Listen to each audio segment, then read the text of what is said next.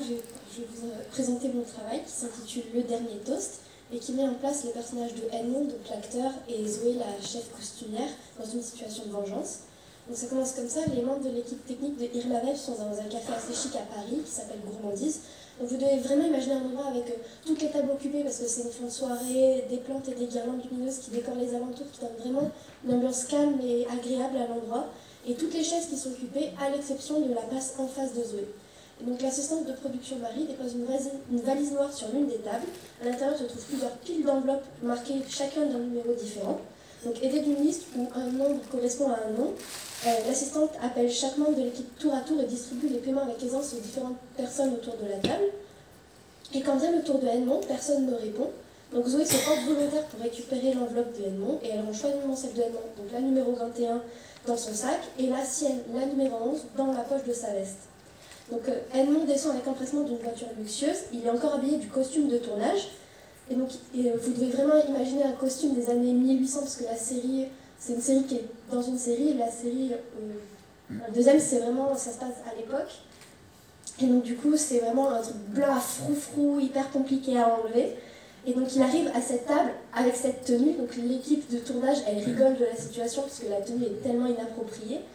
Et du coup il se sent humilié et il s'en prend à Zoé, il lui reproche d'avoir attendu 2 heures à la loge que les costumières viennent l'aider à enlever le costume, mais sauf qu'elles étaient parties à la soirée donc il a attendu et sans jamais qu'elles viennent, et donc ça il déverse sa colère sur elle, sauf que Zoé elle est totalement désintéressée et elle part en plein milieu de la discussion pour répondre à un appel de téléphone, un appel téléphonique de son père.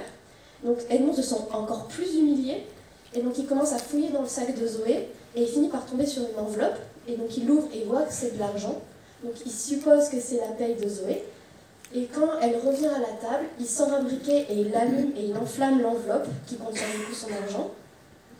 Et donc l'enveloppe atteint ses pieds, l'équipe de tournage, ils sont immobiles, Zoé aussi, et quand il lève les yeux, il voit que Zoé elle a un visage souriant, satisfait, et il ne comprend pas cette réaction. Enfin, il vient de brûler sa paye et elle est heureuse.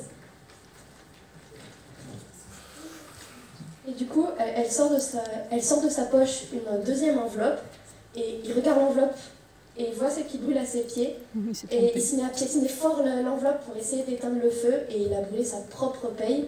Et autour de lui, les membres de l'équipe technique lèvent leur verre pour un dernier toast. Donc du coup, mon texte évoque le thème de la vengeance, parce qu'en effet, mon travail est là pour dissuader de nous venger.